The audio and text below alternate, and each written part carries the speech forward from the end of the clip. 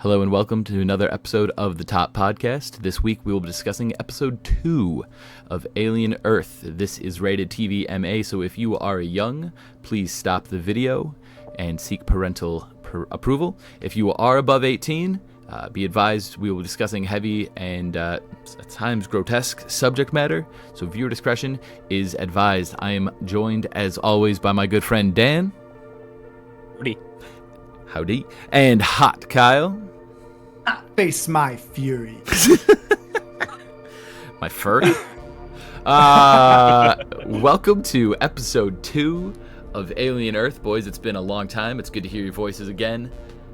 Where do we want to start? Boy, oh boy, was this a nasty killing fest in all the best ways.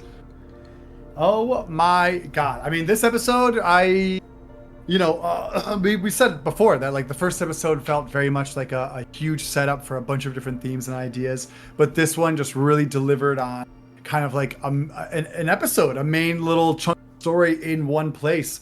I feel like the story moved frequently, but I really want to get into how freaky all these monsters are and how exciting it is to see them facing off with both humans and our hybrid children. Yeah, start with the xenomorph, shall we? Yeah. The French Revolution coming to an end was one, hilarious symbolism, but two, that was some nasty killing and such an effective use of audio and off screen combined with some probably practical effects. When dude is crawling back and half of his body is missing. Yeah. Oh. Yeah. Remember when I said that episode 1 was very softcore? Episode 2 is not softcore at all. They upped the game on this one. God damn.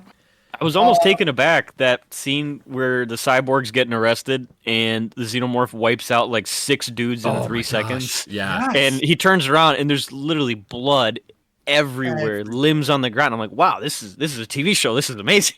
Yeah. Yeah. Well, it really felt like they're putting a lot of respect on the killing machine that is the alien. We've never been able to see a xenomorph just like tear through kind of like innocents and people who are super unprepared like this. Mm-hmm. I mean, as far as I can recall in the entire franchise, this single xenomorph has probably racked the biggest body count out of any other in such a short amount of time.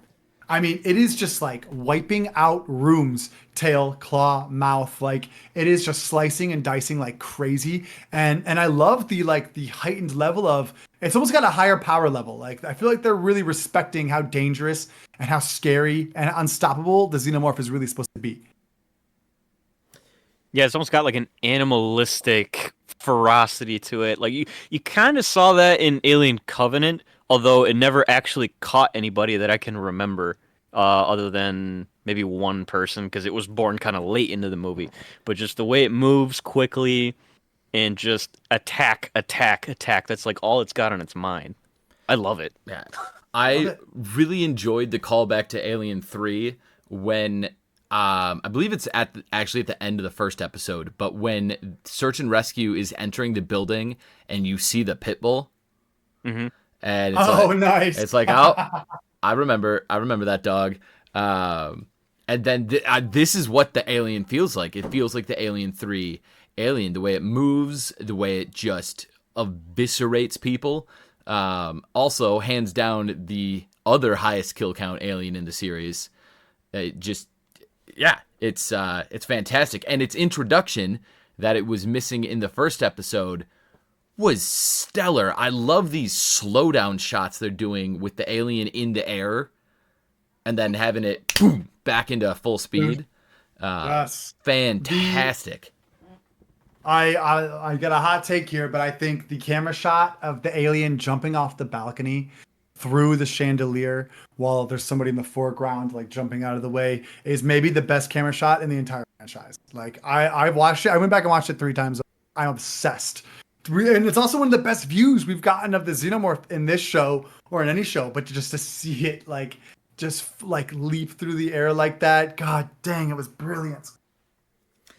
Yeah, it was fantastic. And at the same time, it wasn't the creature that I was most enthralled by in the episode. The Which one was it? eyeball thing. The eyeball! Ugh. I hate it. Like, first of all, something Okay. that I heard discussed is that the cat is traditionally a jump scare symbol that, we faked you out, you don't need to be scared. Even Alien did that with Jonesy the first time. You're like, oh, it's just Jonesy, okay. But this time when the cat turns and looks at you, you're like, oh, something is very, very wrong. And then the eye pops out and runs at him. Oh my gosh. Come on, it really like immediately establishes that this is not the Alien, this is not the Alien franchise we know in a lot of ways, because the Xenomorph let the cat live. This does not have beef with the cat, but we're dealing with entirely new monsters here. And so it appears that this eyeball creature replaces your eye and what connects to your brain and is able to like function your body like a puppet. That's some real deep horror.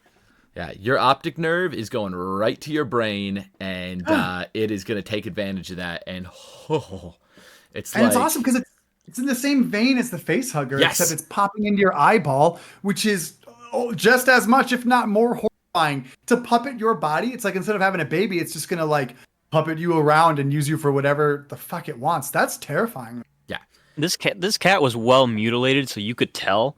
But I'm just curious, like, how cleanly can it do that? And are we going to have instances in the show where this thing is walking around and we don't even know it? Right? What if it learns, if it's able to evolve and adapt? It screams The Thing.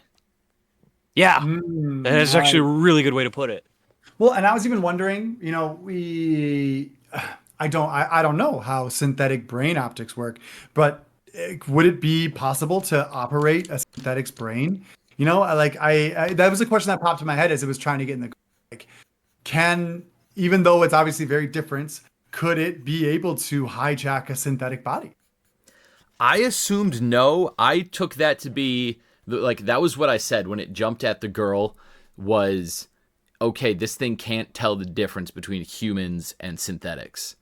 It's just going for the eyeballs. Yeah.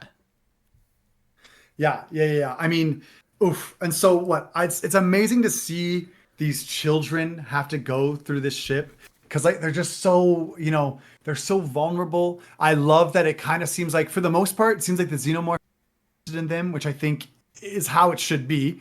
A Xenomorph, it should try to kill just life, and technically, they're synthetic. And so I loved that whole bit with the eye jumping on him and the one kid throwing the bucket over it and just like hugging it for dear life. I love seeing how freaking scared these hybrids are getting because they're 11-year-old kids, dude. They're seeing some really fucked up stuff for such a young age, and I love seeing how that is freaking them out and traumatizing them. Also, another fantastic piece of acting that was alluded to in the last episode when he throws the bucket on it and then he puts the microscope on it and then just hugs the whole thing. So good. Dude, and once again, Timothy Olyphant, the synthetic that is kind of their babysitter, their papa bear. I'm obsessed with his performance here because I love that he does talk to them like they're children because they are. Yep. But you can see the hints of the frustration. I even just love him coming in and being like, what do you mean it was in the cat? Yeah, right. And so I love his performance as their babysitter of sorts, and that he's trying to keep them on track while dealing with all these childlike personalities. That was another great scene where I think it was Wendy that said it, where he needed her at the front of the ship, and she's like, right now, and she's like, can it wait? And he's like, no, it can't wait. Yeah. And he's like, stop acting like children. And the other one's like, oh my God. He's like, throwing his body around. I love how sassy they are. These little 11-year-old kids, but dealing with such heavy, drastic stuff. It's interesting that, so the one kid, he said in the first episode, he wants to be a scientist, and they find that thing that's hanging from the ceiling. And, he says, scientists don't kill. And he stays and he's watching it. That thing opens up and sprouts something that looks him in the face. And for a moment it jumps, but then stops. And I truly bet that it's, it only jumps if it encounters a biological matter. And I love this tease because I think we're going to be able to see what happens when a human walks up on this. And I bet it's going to be a lot more disturbing. Yeah, it seems like a safe bet. The Venus flytrap is what comes to mind, yes? Yes. Yes, but I almost wonder, obviously it'd be very classic. Stick that little snout thing down your mouth. Mm-hmm. But I kind of feel like it's going to grab you and pull you up into its petals where, acid will like melt you away or something like that. Like, I think it's going to have a really horrifying way of killing people. Or what if it transforms you into something? Of course. Classic. No. I do got to say, I think it is absolutely brilliant to have a crashed ship in a city. It's just like, as a setting, that is absolutely brilliant because the door is open for so many things to go down right now. There could be aliens that get loose in the city. You've got, rescue teams on the ship getting killed. You got 8 monsters that are in the building. Like, this is such a brilliant. I love how we jump from building to ship. Like, we're jumping between the both, and like, it's just the setting itself is so chaotically beautiful. Once again, we've never seen this done before, and it's just absolutely genius. Because I love that the ship itself is so Alien 1 in its design, but with the apartment building, we're able to kind of expand and do more sets that feel different, but still in the same vein of like what we've seen in the Alien universe. It's a decent overlap there, I think. Like, I'll admit, I like the Alien 1, I'm going to call them sets a little better, just because, like, I watched that, and I'm like, okay, this feels really familiar. I get a nostalgic shot seeing it. Like, specifically the one that I'm thinking of is the ladder. I'm pretty sure that's the same type of ladder where Dallas went down before he died in the first one. Mm-hmm. And, like, the way it was shot in frame, I'm like, this is, like, a replicant shot, I swear. I'm going to have to go back and look at Alien for that. But... Well, the rumor is that Scott was on set for a few days, and that he was literally like, "This is my set. How did you get my set?" Oh. Okay, I'm simply blown away by how big the ship feels. I don't know what like tricks they're doing, but it feels massive inside. It feels like there's a lot of hallways, so much ground to cover. Like, I'm kind of blown away by how expansive this all feels. Well, they're nailing with cinematography, making it feel as big as the story says it should be, Like, I think that we only ever saw a sliver of the inside of the Nostromo, right? I think that ship was way bigger than it felt. And I think they're just managing to just set so many different scenes in so many different places and use the contrast of it being in a skyscraper to really give us that context for the size of it. Yeah. I do gotta say, I think raining sparks is one of the most incredible visuals like used in this show. The constant raining sparks. There's one shot where the medic is walking out and you see the sparks in the mirror and you don't quite get what you're looking at, and then it flips and you see them, but you get to see the sparks a few times. Constantly raining sparks is so it's just so engaging and so awesome. And it reminds me of like the rain you'll see coming down in Alien from places, like it's just flipping that on its head. Instead of water, it's like fire. Yeah, I love this is where we start to see the alien blending in with the surroundings. Yes. And they haven't really locked in on that for a long time. Alien 3's extended cut, the assembly cut, played with that a little bit more, but I think this is some of the best.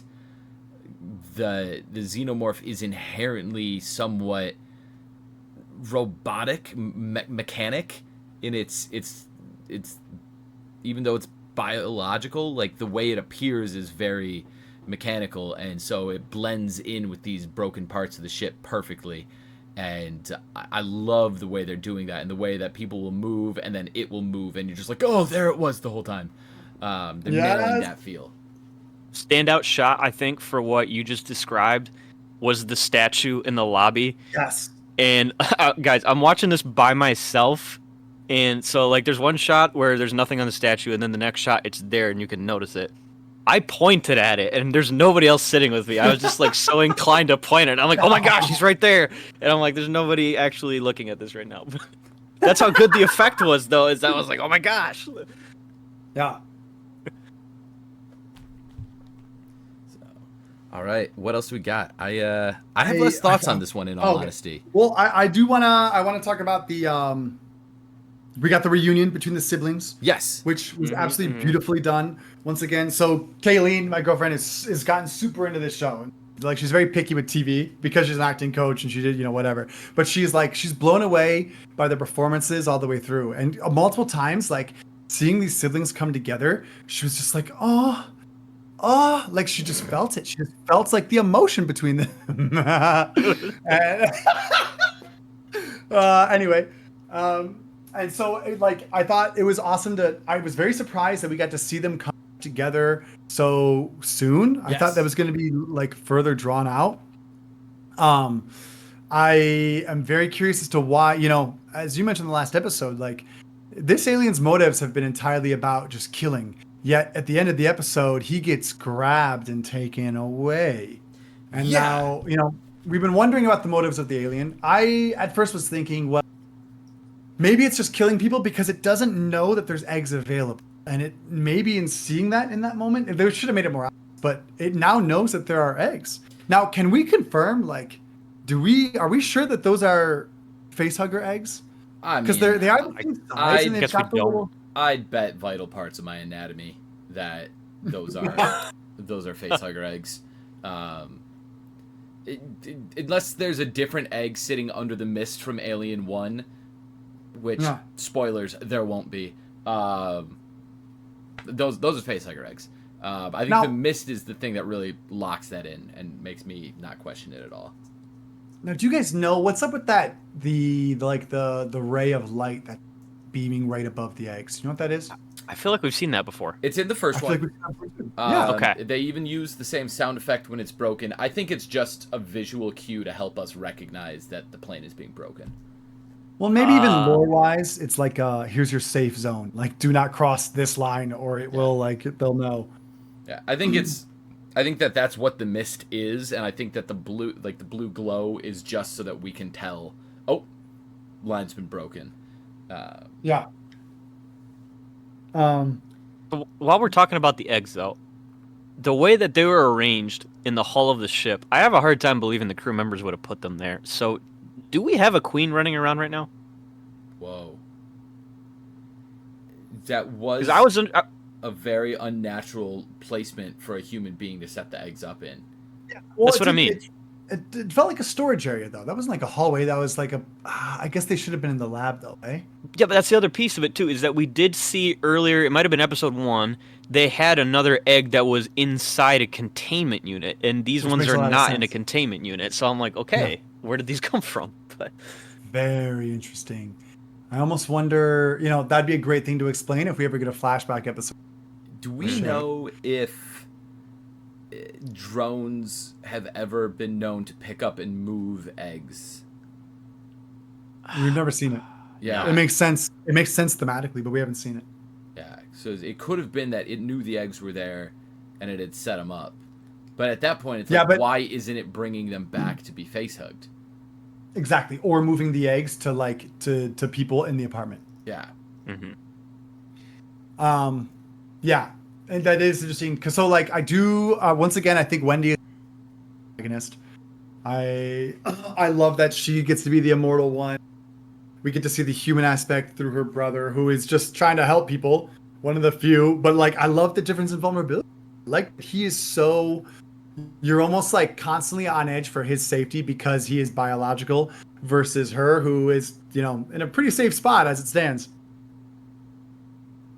And I also, once again, I like that the xenomorphs they don't seem to be interested in the robots, which I think should be, but it's interesting because, we've seen in the movies that the xenomorphs are not above killing a synthetic just because it's in its way. Mm-hmm.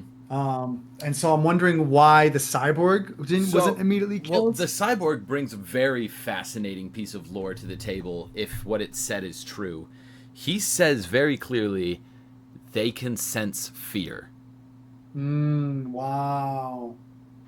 So if you're unafraid, that is new, but it kind of fixes all of this. Well, but it also Like- makes a really interesting question that I think we might have to run into later is what happens when one of the Lost Boys gets scared of this thing? Because you know it's coming.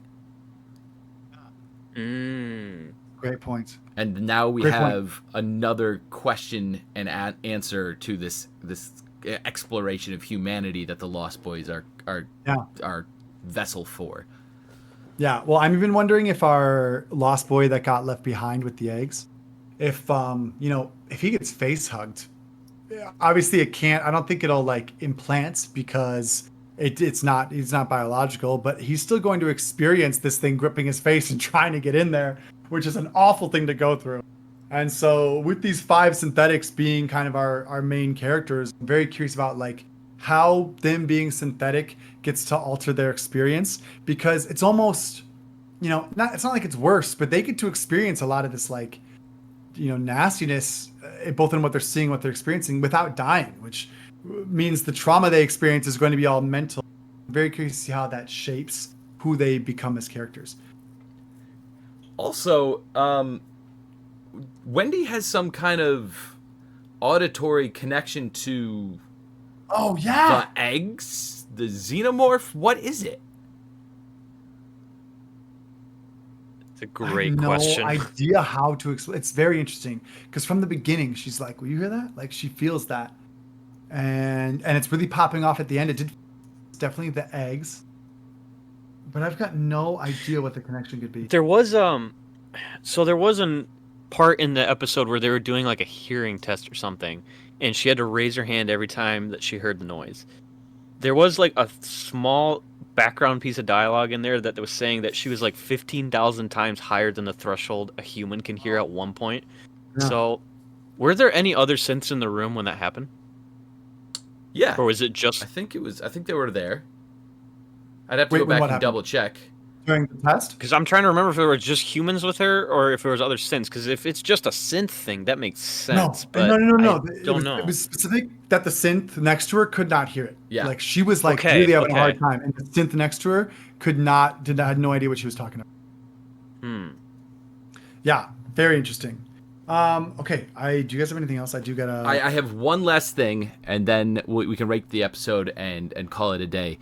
In both episodes, there is a shot, an establishing shot on the way to Boy Genius's office of a man in some kind of suit spraying this Yes. break in the wall. It happens twice. The first time I was like, wonder what that is.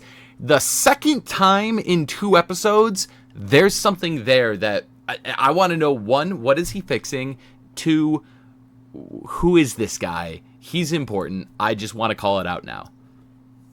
So I think what's very exciting is that it really feels like the show is leading to our Lost Boys bringing home these specimens to Neverland. Neverland already is packed with its own secrets. So what happens when we are as we start combining the secrets that Neverland already has with these new creatures, these new biological things? And so I did notice that twice. It looked like it was acid that was maybe melting the wall or some kind of radiation. That was my thought too. Yeah. But I don't think it doesn't feel like this is a biological place. It feels like Neverland was built to be synthetic focused. Yeah. And so I really think we're just getting started with how weird and twisted everything can get as we combine these elements with these weird advanced like technologies. Yeah. It's I'm looking forward to getting these questions answered. It set up a lot of questions, and it's gonna be good. I think we're gonna get some Alien 2 or some aliens. Wendy having to go in and chase her brother. I think that's obviously what we're in for in the next episode. I think the of the search and rescue team, the black girl with the dreads or the braids. I think she's gonna be a character. She's got that energy where I think she's going to turn up, and I can see the two of them being. I think her and Wendy could somehow have to try and save the brother together. Nice. I like that idea a lot. I want to ask if you guys have a prediction for, Boy Genius. All he wants to have a real conversation, which I thought was a great monologue. Genius. Who do you think is going to get it with? Do you think it will end up being Wendy because she's a? Is it possible that one of these aliens, or possibly even an engineer? An engineer is what comes to Yeah. mind right away. And it would be so fucking awesome. I really hope they cross that line. I don't know if they will, but what an amazing twist it would be if there was an engineer on the ship the whole time.